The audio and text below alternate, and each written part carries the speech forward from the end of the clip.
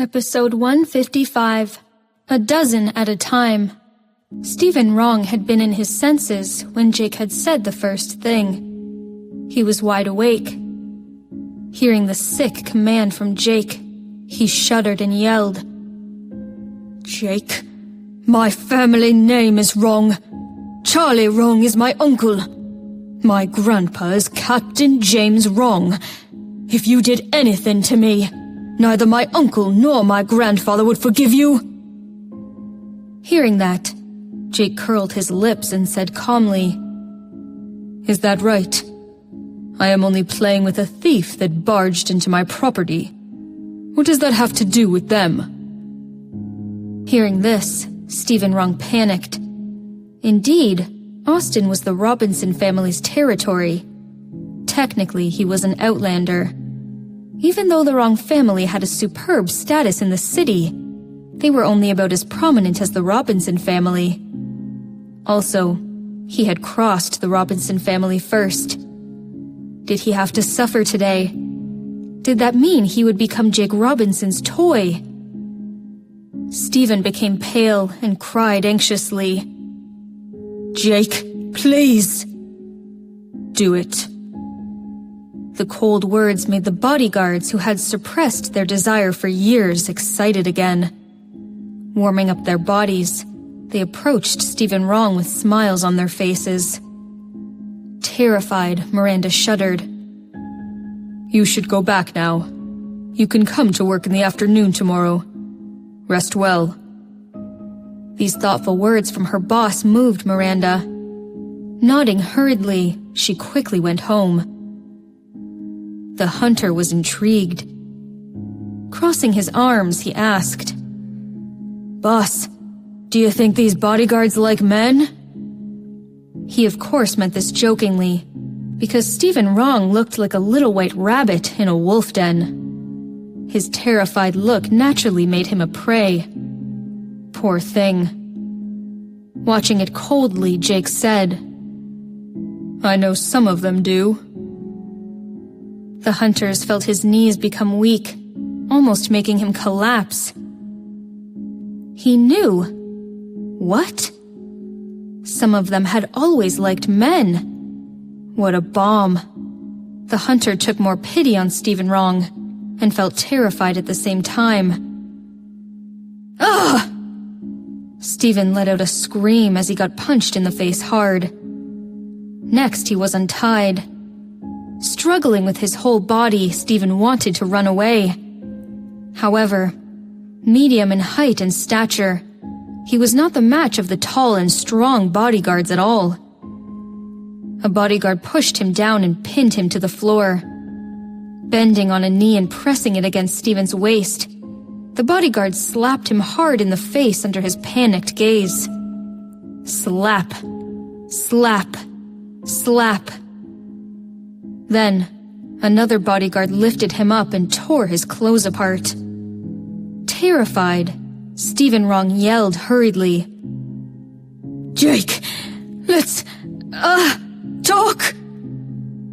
Jake did not respond, gazing at him coldly. They could hear the sound of fabric being torn. Sobbing, he exclaimed desperately, "Jake, I'm the young master of the Wrong family. You can't do this to me. His scream was bone-chilling. Feeling it was hard to look at, the hunter clenched his legs and said, "Boss, this is too much. That guy might—" "Do you want to try it?" The hunter immediately shut up and stepped back silently. Near him, Stephen screamed again. The hunter saw him hanging upside down, nude, by a bodyguard who grabbed his ankles. This was becoming brutal.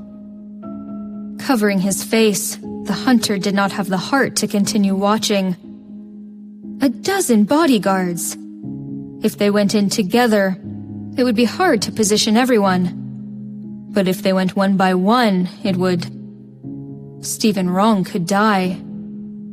Feeling sorry for Stephen, the hunter saw Jake was very calm, as if he felt nothing about what was about to happen. Each individual was so different, and each man was so different.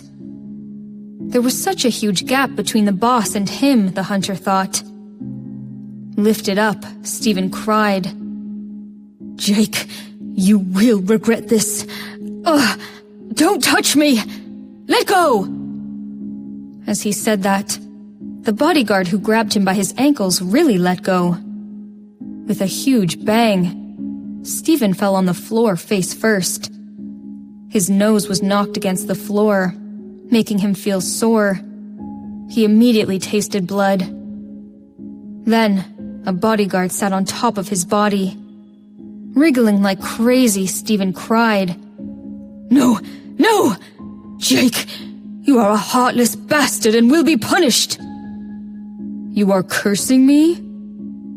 Jake arched an eyebrow, chuckled, and glanced at him carelessly. Sitting on the sofa, he almost looked like a god with his delicate features and the warm lighting behind him. Jake crossed his legs and said slowly, You want me to let you go?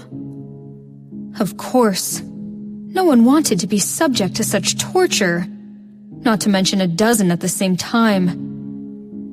If he was really tortured by them, one by one, Stephen probably wouldn't survive. Beg me. 2 words fell from Jake's thin lips. Staring at him, Stephen gritted his teeth and did not speak. We will see if young Master Wrong is sincere. Stephen looked conflicted. Suddenly, the men sitting on top of him moved, which terrified Stephen, who then exclaimed, I beg you! Jake arched an eyebrow, looking at him calmly. I beg you, Jake! Please let me go! Stephen's face was flushed as he looked at him and said, Please let me go! I will never cross you again in the future. I swear in the name of my family. If I go against my promise, let me be stricken by a lightning bolt.